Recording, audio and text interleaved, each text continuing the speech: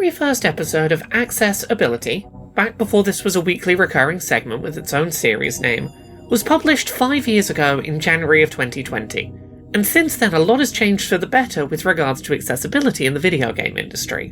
While there's still a lot of progress our industry could and should be making to improve gaming accessibility for disabled players, as I sit here at the start of 2025, it's clear that we have seen a lot of improvements to the quality and quantity of accessibility seen in the average big-budget AAA video games releasing from most major publishers.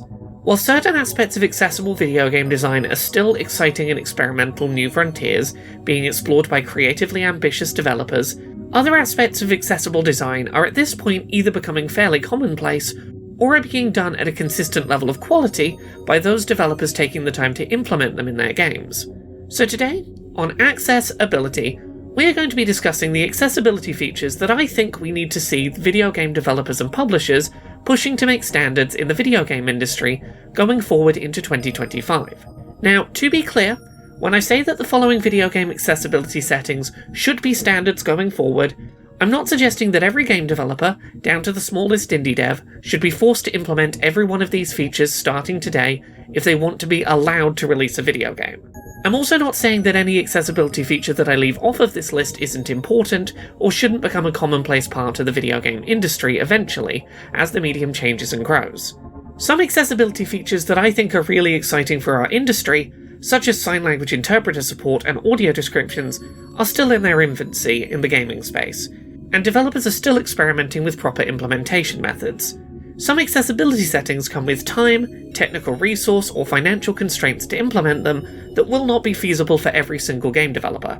But what I do believe, however, is that the below list of features should be considered achievable best practices to strive for, and that if every big-budget AAA video game developer was expected to do their best to implement them, this medium would be much more reliably opened up to a whole host of disabled players. If a game developer or publisher is able to afford millions of dollars in marketing spending, they should probably be expected to hit the standards discussed in this video. Subtitle and text standards. Starting off simple, addressing a complaint I've seen for years within the video game industry, from disabled and non-disabled players alike, the video game industry should be standardizing minimum text sizes in video games, with customization options for both in-game text and subtitle text, to ensure that all in-game text is legible on a first boot of a game, and can be set to a large enough size to be easily legible for partially sighted blind players. With regards to subtitles themselves, video game developers should be ensuring that their subtitles are not only able to be set to reasonably large sizes, but should also feature support for opaque backgrounds for contrast, in non-stylized fonts, with support for alternative dyslexia-friendly font options, and options available for including speaker names, customizing text color per character, and ideally introducing directional indicators for where speakers are in a scene. In a perfect world, developers should also be offering closed captions rather than simply dialogue subtitles, ensuring that non-dialogue audio is conveyed to deaf players. This includes ensuring that music that is important to tone is described, and that licensed music is at the very least mentioned by name, even if limitations can make it difficult for the licensed song's lyrics to be shown in subtitles. Sometimes there is a prohibitive cost associated with reproducing lyrics, but at the very least make sure you mention the name of a track that's playing. Subtitles should also be timed to appear on screen in line with when the corresponding line of verbal dialogue is being spoken, so that players with cognitive processing disabilities who use subtitles as supplement to spoken audio are able to follow both at the same time. Accessibility previews in menus. This next accessibility standard requires minimal explanation. Setting options in game menus should ideally be presented alongside an in-menu preview of the settings change in action, so that players can see at a glance if a new subtitle size, for example, is going to suit their needs without needing to go back into the game to check and then back to the menu to tweak it some more. Multi-platform accessibility controller support. Toward the end of 2022, we talked about the fact that former Nintendo of America CEO Reggie Fils-Aimé revealed in an interview that Nintendo had, at one point in time, been working on a multi-platform accessibility controller inspired by the Xbox Adaptive Controller that would have functioned on all of the major video game consoles available today. Compared to when we published the 2023 version of this video, we are seeing progress in standardizing accessibility controller availability on consoles. For the first time in the history of the video game industry, all three major video game console manufacturers, Xbox, Nintendo, and PlayStation, each have support for an officially licensed accessibility controller on their consoles. Each device comes with its own pros and cons, but every console has at least one option available aimed at supporting disabled players with customizable alternative controller solutions. However, as much as I love the Xbox Adaptive Controller, it's only officially supported for use on Xbox and PC. The Hori Flex for Nintendo Switch only works on Switch and PC. The PlayStation Access Controller only works as intended on PS5, or on PC through the use of unofficial support tools. Each of these controllers is very much specific to its console. If one doesn't work well for you, you can't use an alternative from one of the other systems. If you want to game on all three major consoles, you're going to need to buy multiple controllers, which are more expensive than the standard controllers would be for those consoles. While charities such as Special Effect exist and do great work creating custom controllers and financially supporting accessibility controller acquisition, right now we have a video game industry where accessibility-focused video game controllers are, while more affordable and accessible than they used to be, still a pricey additional expense for disabled players that cannot be used across consoles. Whether we see a third-party company like Hori create a controller with a switch for hopping between different console connection modes, or one of the major console manufacturers negotiates letting players use an existing accessibility controller across all three major systems, cross-platform accessibility controller support for a single modular controller base is a step that the industry feels overdue in taking. When I produced the 2024 version of this video, I felt like this was a somewhat unrealistic request to make of the video game industry, but I'd argue in 2025 this feels considerably more plausible. In the past 12 months we've seen Xbox shift their video game exclusivity strategy to start porting many more of their games to PlayStation and Nintendo consoles, in a strategy that seems to be picking up speed. Given that we're seeing titles like Forza Horizon 5 get multi-platform ports announced, I feel like the idea that Xbox might one day allow either the use of PlayStation and Nintendo accessibility controllers on Xbox consoles, or the Xbox Adaptive Controller to be used on rival consoles, isn't as unrealistic as it might have once seemed. We've reached a positive point of progression with the release of the PlayStation Access Controller, the Hori Flex, and the Xbox Adaptive Controller, but we can still push for a better future where at least one device is available that works across the board on all consoles. Nintendo Switch 2 Accessibility Controller Support. At some point in the next 11 months, the Nintendo Switch 2 is due to be released to the public, and I want to be optimistic about it seeing accessibility support at launch, even if the company's past track record suggests some caution should be applied on that front. Let's start with the basics.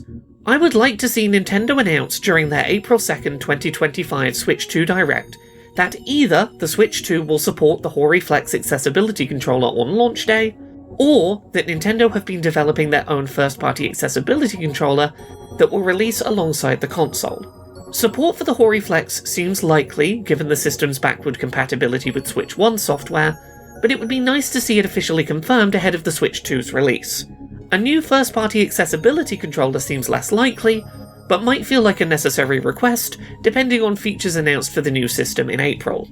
Hinted at in the system's initial reveal trailer, and confirmed by recent patents, one of the key features of the new Switch 2 Joy-Cons is the presence of an optical sensor, allowing the controller to be turned on its side and used like a mouse input on PC. This does offer a lot of interesting potential as an accessible input option for some disabled players, but a sideways Joy-Con is considerably more thin than a standard mouse would be, and as such is going to be difficult for some disabled users to grip in that position. One thing I would love to see available at the launch of the Switch 2 is a cheap housing to slot the sideways Joy-Con into to make it more comfortable for disabled users to grip during play, for example. Regardless of the form that support takes, I'd really like to see Nintendo catch up with their competition and openly discuss accessible input device options for players in the lead up to their next generation system releasing. High Contrast Mode. Originally introduced to mainstream audiences in The Last of Us Part 2, High Contrast Mode is a wonderful feature that's hugely impactful for partially sighted blind players, as well as those with conditions such as ADHD or autism who lose track of details within visual clutter. While previously the near-exclusive domain of PlayStation first-party titles, 2022 saw the release of the rebooted Saints Row, which featured its own custom implementation of the feature.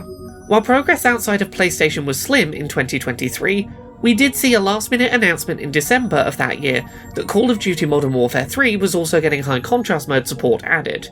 In addition, the Callisto Protocol and Hogwarts Legacy also contained high contrast mode support. 2024 was a really solid year for new studios implementing high contrast modes in their games for the first time, with titles like Tekken 8 from Bandai Namco, Prince of Persia: The Lost Crown from Ubisoft, Silent Hill 2 from Konami, Star Wars Jedi Survivor from EA, PlayStation-published Stellar Blade, the short-lived multiplayer shooter Concord, and a whole bunch more titles launching with support for forms of high contrast mode. Sony doesn't own the concept of high contrast modes in video games, and the sooner we see every major video game developer and publisher starting to adopt this technology to their games, the better. This is one of the best accessibility features available to disabled gamers today, and deserves to be placed on any list of future industry standards. Co-pilot/controller assist mode. Controller assist mode, previously named co-pilot mode, is a system-level Xbox feature where two controllers can be registered as a single user, allowing for both to control the same character. This allows for controls to be split into more comfortable positions, an accessibility controller to be used in conjunction with a regular Xbox controller, or for a second player to assist with in-game actions that would otherwise be a barrier to progression. 2022 saw controller assist mode implemented outside of Xbox for the first time, with the mode appearing in PlayStation-exclusive Horizon Forbidden West, showing that Xbox doesn't exclusively own the feature. In 2023, PlayStation implemented controller assist mode support on PS5 on the system level, supporting the use of two DualSense controllers tied to a single user, or up to two Access controllers and a DualSense at the same time. While PlayStation's implementation is slightly more limited, not allowing for independent button remapping of the two DualSense controllers or reorientation of DualSense controller hold directions, it does largely allow the same sorts of accessibility positives that were seen on Xbox previously. With Nintendo confirmed to be releasing the Switch 2 in 2025, I'd really like to see them catch up with Xbox and PlayStation in this regard, and implement a controller assist mode equivalent on the system level on their next console, as it's an incredibly useful accessibility feature. If the HoriFlex is going to be supported for use on the Switch 2, allowing controller assist mode functionality, so that a one-handed Joy-Con style control setup could be incorporated into an accessible controller setup, would be a really positive step forward to see. Standardized accessibility store tags. Sticking with Xbox and PlayStation for a moment, one of the most important yet under-discussed accessibility updates this console generation was Xbox's implementation of accessibility tags on their digital game store, allowing disabled players to, at a glance, find out which accessibility settings options a game has without having to leave their console dashboard. What made Xbox's accessibility store tag system so impressive was the way that it functioned. Microsoft has quality requirements to receive a tag on the Xbox Store, and that requirement of reaching a quality bar to receive an accessibility tag allows for a degree of consistency and reliability for disabled players. A game on the Xbox Store, in theory, won't, for example, get the subtitles tag simply for having subtitle support if those subtitles are small, inaccurate, and unable to be customized. It's not enough to have subtitles, you need to have good subtitles to get the store tag. This system of requiring games to reach a set level of accessibility quality to receive those accessibility tags, as well as the presence of the tags themselves on the store pages for these games, allows Xbox players to find out if a game is going to be likely to be playable for them before purchase, without having to go onto Google and look for an accessibility review that hopefully mentions the piece of information that you're personally searching for. While we don't have as much transparency from PlayStation on their process, they did implement their own version of this accessibility store tags feature in 2023. It's unclear if they have the same kind of process for approval of tags, but the positives of the system remain intact.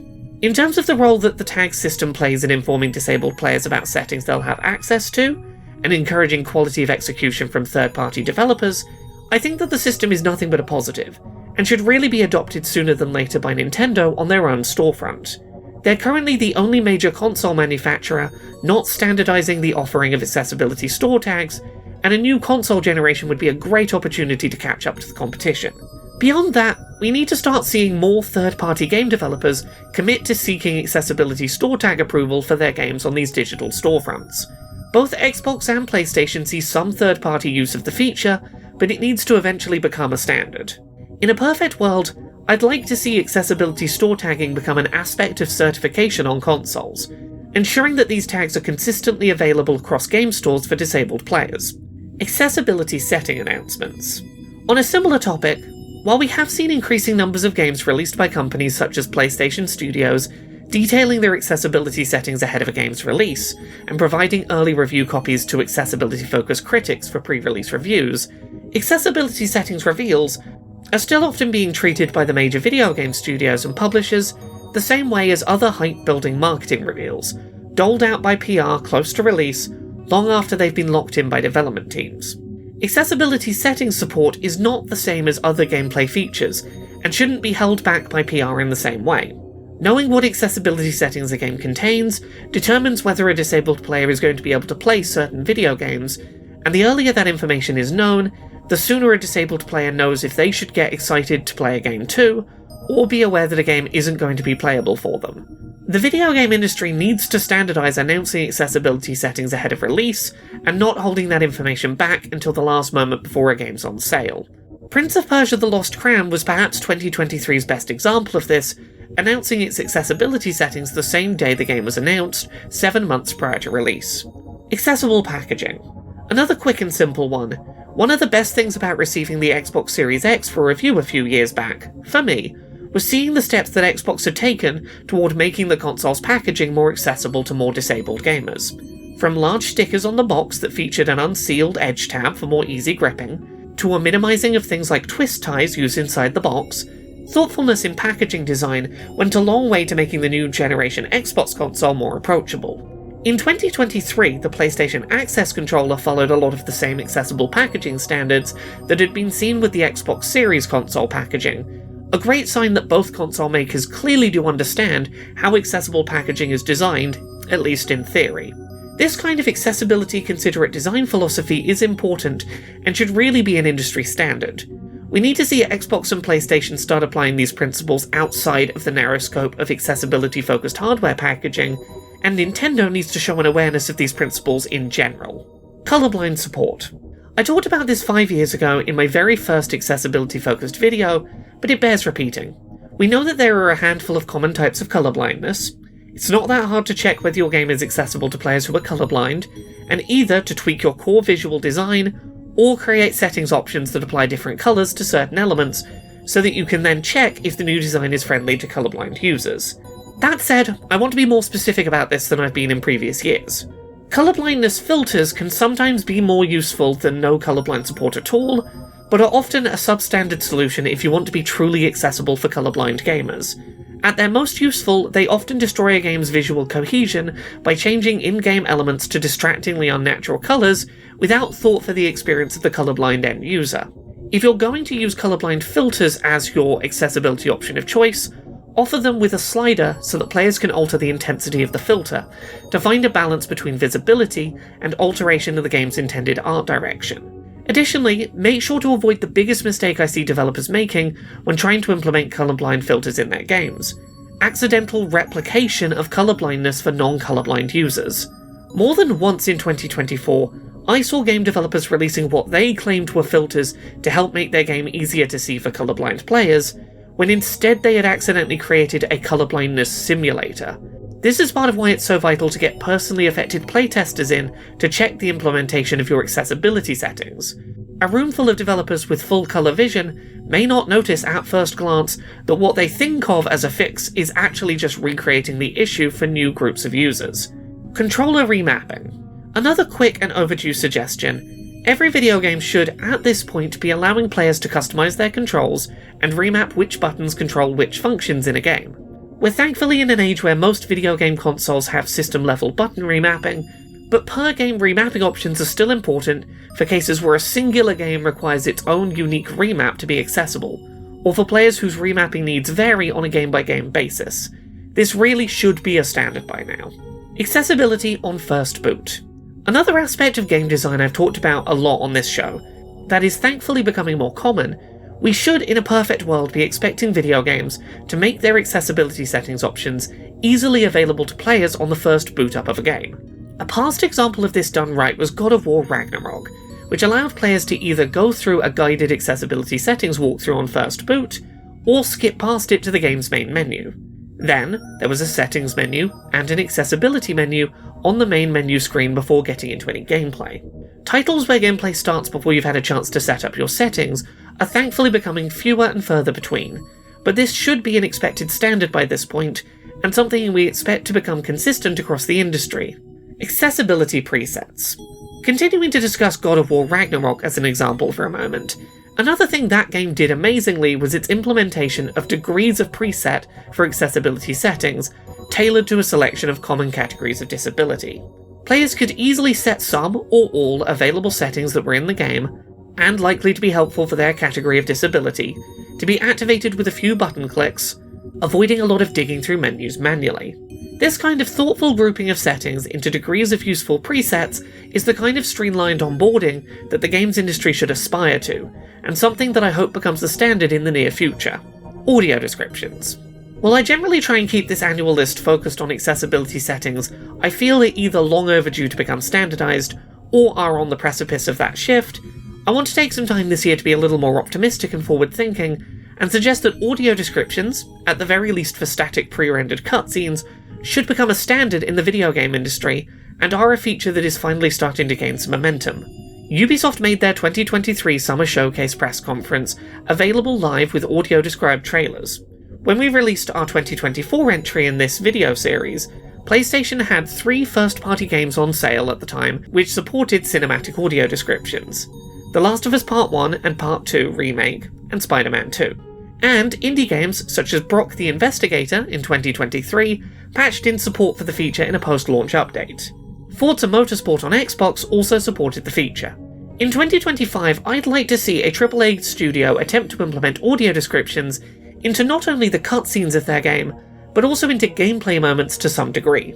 I recognise interactive moments in video games are less predictable, and as such harder to set up audio description timings for, but given that we know how to use invisible trigger points in games at unavoidable locations to activate conversations between characters, we should in theory be able to use the same sort of techniques to play audio descriptions during gameplay at points where we know no other audio is likely to play, and where the player's location and current actions are a known quantity.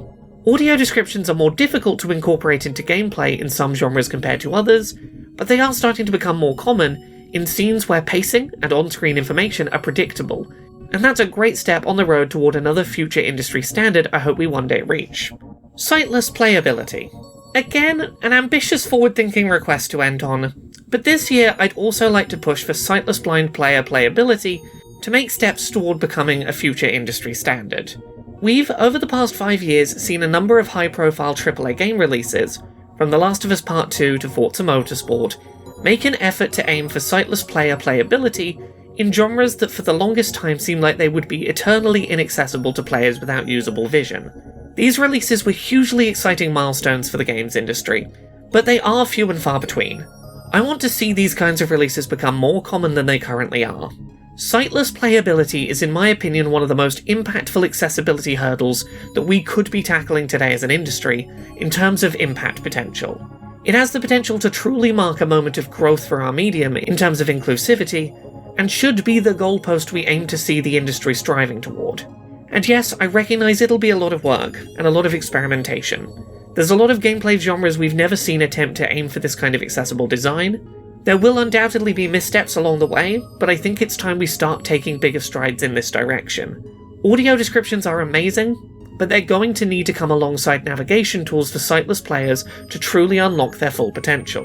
While this list of accessibility setting standards is far from exhaustive, I think that it covers many of the accessibility settings right now that would make the most immediate impact if made into industry standards, while focusing on settings that seem to either be heading toward natural standardization already, or that I suspect will explode in popularity as developers have time to implement them in projects that started development after their well-received debuts in other recent titles.